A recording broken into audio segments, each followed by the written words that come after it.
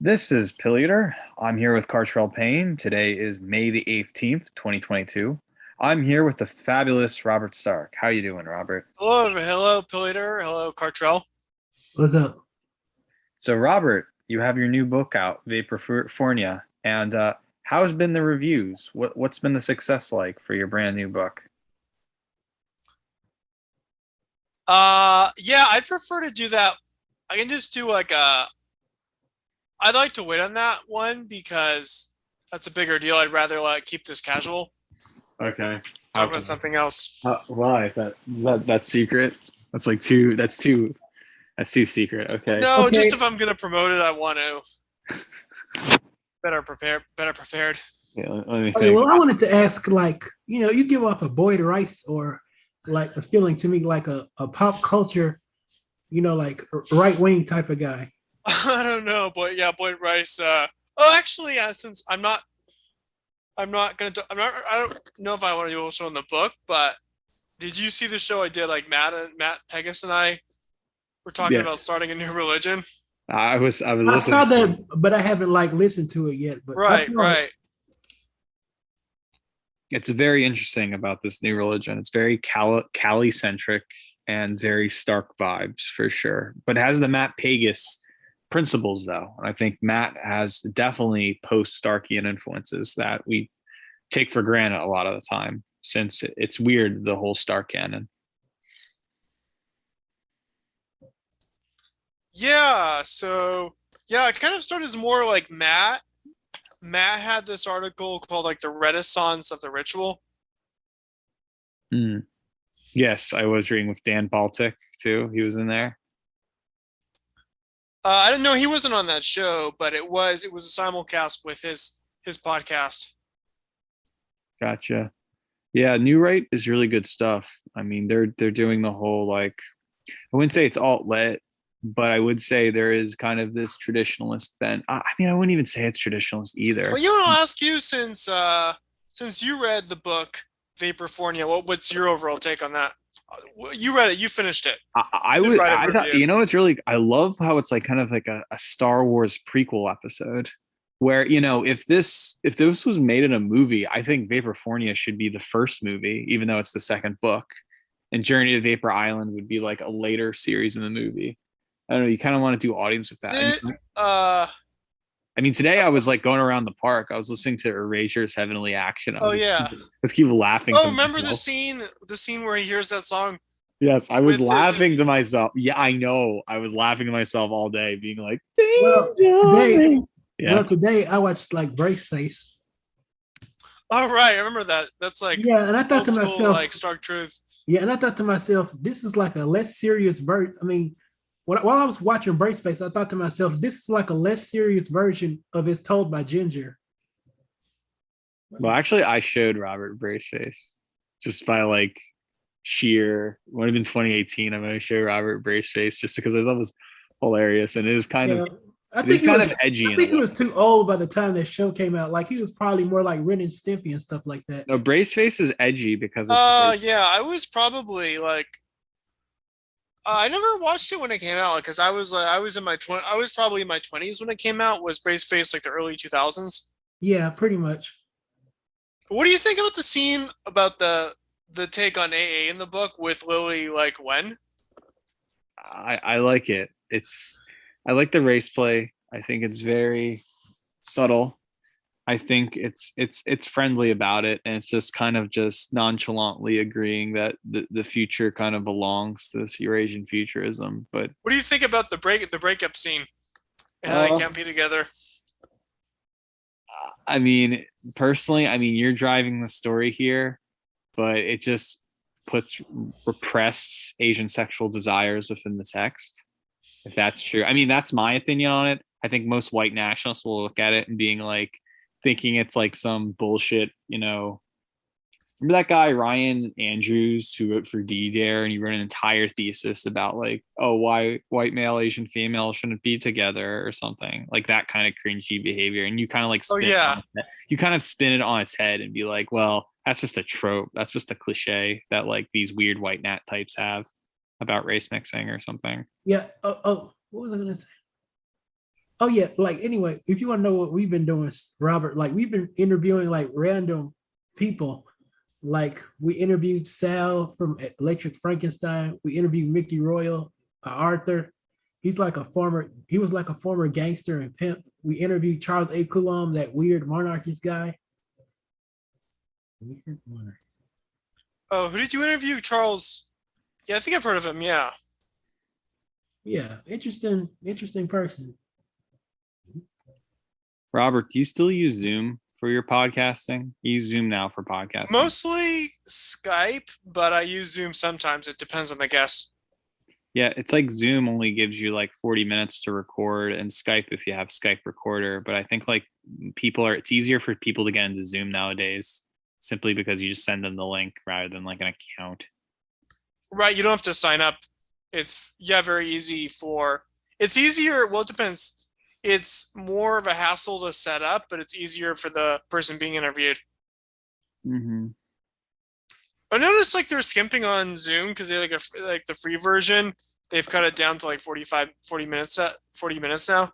Yeah, it's obnoxious. So what you're supposed to do is do one take and then say, everybody get back in the room and then do your file cut. That's how you've been able to do it. I mean, I find the Zoom stuff more like, I don't know, Zoom's just more compatible than Skype. Skype's always feels like a boomer tech thing. I don't know.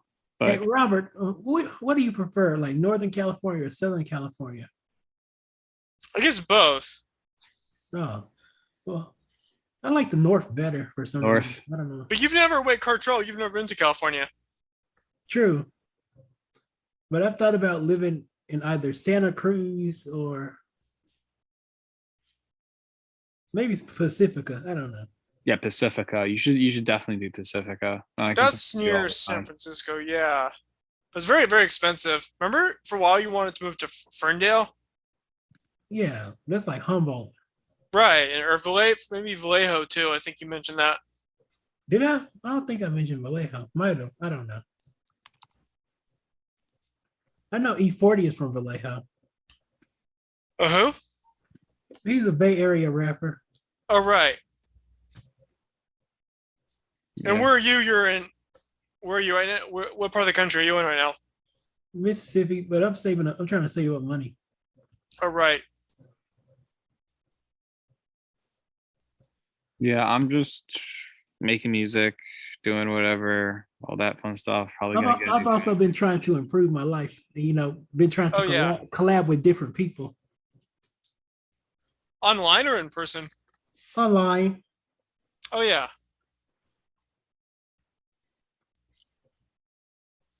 So are you a native born Californian? Like, did you? Yeah, I actually am.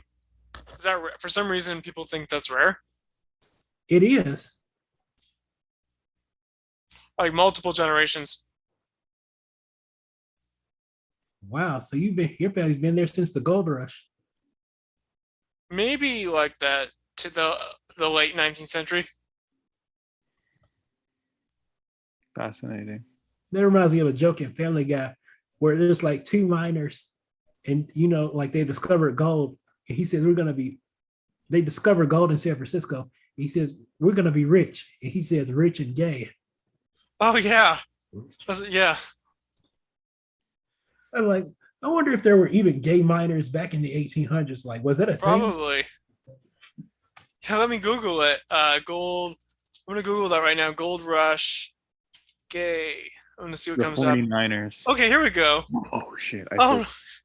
Robert, I just remembered something. Gold rush, gays, Bay Area reporters. A miner's ball etching by Andre Castaigne visualizes a man-only dance of the 1849 gold rush. So yeah, I guess so. The first homosexuals, a group of shirtless Comstock miners in a vintage photo in J.S. Holiday rush to riches, gold fever, and the making of California. I just remembered something. I was thinking, so it was yesterday. I was taking a train to Bushwick to Manhattan, and like, I thought you were in Korea. Wait, you were in San Francisco. You were in Korea. Yes, I was in Korea. I was in San Francisco. I just been doing my internship in New York City. So I just, go to NYC, just do work over there. I was on the subway. It was going from Bushwick to Manhattan. So usually there's like break dancers that just come up to money, but it was like a gay black man like on the subway, and he played like this classic like 80s song. I don't know what it's called, but it's always to hear it. And he like was literally pole dancing and like shaking his wiener. Oh, in the subway? On the subway. I just feel like if Robert was that, but he liked white boys. Wait, he had his thing out on the subway? He had like a bulge strap. He was like, okay, yeah. He looked like he looked like it's like kind of like how like these like conservative Twitter accounts always like to post like crazy stuff coming out of like New York or San Francisco on New York, like Twitter. New York City's pretty crazy. Yeah. But, is there like the crime wave, all that? Like, do you think it's blown out of proportion, or do you think it's accurate? I think it is pretty accurate. I think the crime in New York City is crazy, and you see the most bizarre shit happen. But like on that subway, like Robert, I know you never rode a New York City subway. I just feel like you would have loved it on that spot as like your first impression, because it was like a gay black man like shaking his wiener in like front of everybody in a big dance in his butt, doing a pole dance. Oh no! Well, I just feel like that would be funny. It sounds like the comic book minimum wage and all that, yeah. But I don't know. I just think of Robert. Like, hey, I gotta show you New York City. That's all I'm saying.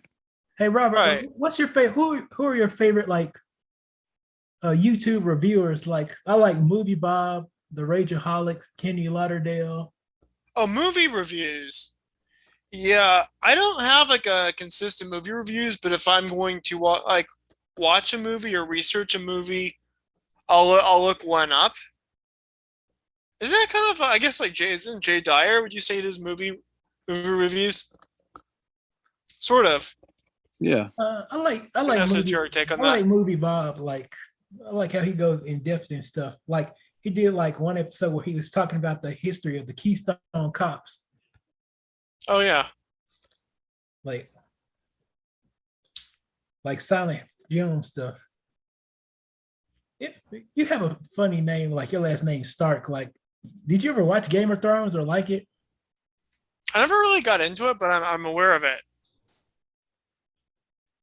But yeah, I get that a lot. And like if I Google my name, that actually comes up. Actually means good in some ways, because it buries a lot of like search type stuff that I don't want to have that I don't want to have like shown up right away. But let's see, if you Google like Robert Stark, if you Google Robert Stark, the first thing that comes up is Game of Thrones. Yeah. Yeah, I wonder, has anybody ever said the joke like, "You know nothing, Jon Snow" to you? I haven't gotten that one. Yeah, because that's a funny one. Yeah, well, I like the first 4 seasons of the show. I think they kind of went downhill after that. All right. Just like I didn't like how well, I'm not gonna say I didn't like how The Sopranos ended. I just wish that he would explain it a little bit more. So what are you watching recently? Who, me? Yeah. Not really much of anything. Just been watching Australian gangster documentaries, and I wonder what shows have I got. Oh yeah, well, this show I was recently into just had its series finale a couple of days ago, Amphibia. On Disney. I was another show that's almost near its end that I'm watching is The Owl House. Like, that's still got a couple of episodes to go, but it's good. I've been watching One Piece, the show that's been on for like 1,000,000 years and somehow hasn't ended yet. Been watching Bob's Burgers, The Simpsons, just standard stuff, All right, yeah. But seriously, you should check out like Disney Channel's like new cartoons. They're good, like Amphibia and The Owl House. Yeah, I haven't really kept track of the Disney Channel in like over 15 years. Yeah, you probably remember like Lizzie McGuire and That's So Raven and stuff like that. Yeah, even that was before my generation, but like, yeah, like Lizzie McGuire, that's Raven. Like that was maybe popular. Let's see, when I was in like my early 20s. But Yeah. actually, it was interesting because they filmed that show Lizzie McGuire like in the neighborhood where I used to live in LA. Yeah. And I think even Stevens was supposed to take place in Sacramento.